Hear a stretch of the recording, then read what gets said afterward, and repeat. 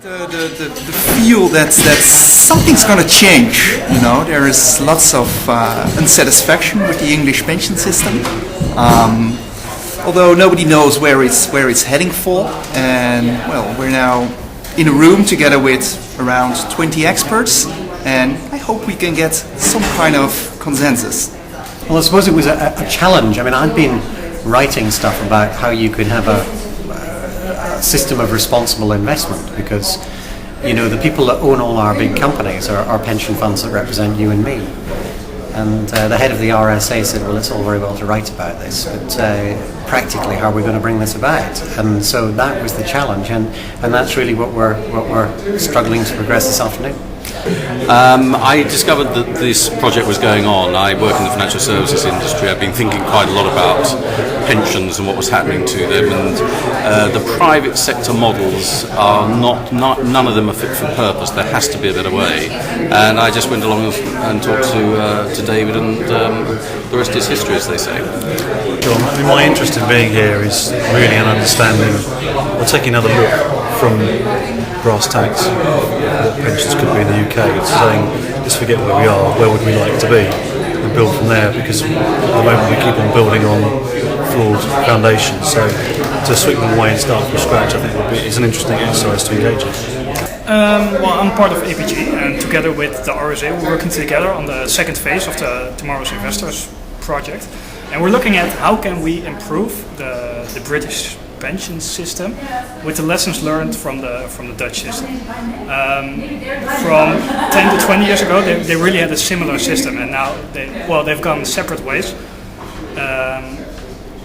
And we'll see which ways are better, what are the advantages of both ways, and I think the main point is how can we improve the British way. Absolutely. I mean, I think that what we will be talking about today and what this project is sort of headed towards is already done in other parts of the world, so you know it's not impossible. It's just not the way that British pensions has developed up till now. This is in movement and in flux in any case. But this particular topic that we're looking at today is the one about pensions and savings. And how do we have sensible pensions and savings institutions in the UK that mean that everyone can set aside money at low cost and therefore with a reasonable return expected at the end of it, so that they can take care of themselves in their old age. I've written papers on pensions. I'm about to publish another one with a couple of members of the House of Lords. What we're trying to do is change the way people think about the word pension.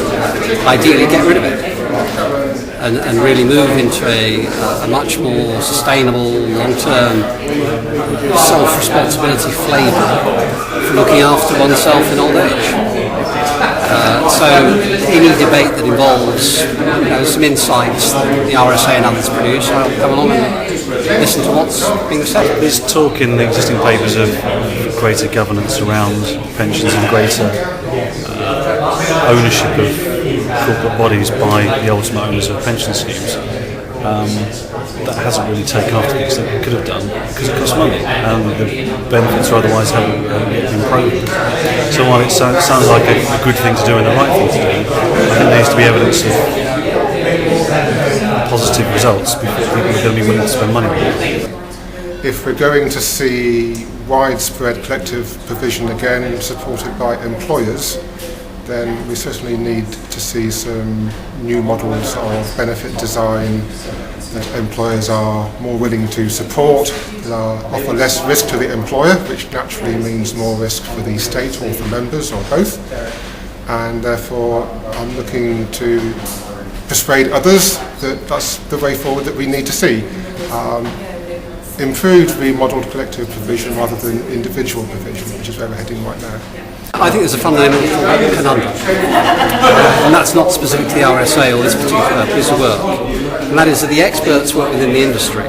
The industry pays their wages, and therefore there's going to be a slight resistance to change, because the ultimate change that we need is we need to cut costs. Yes, I mean, I have a lot of difficulty with individual pension provision. It is very high cost, it is very high risk. We must be able to do something better than that collectively than to leave everyone to mind their own business individually. So I'm looking to encourage fresh ideas and approaches to collective pension provision. And this is a very, very, very current topic with lots and lots of people writing about it and lots of policymakers as well interested in what the RSA is saying.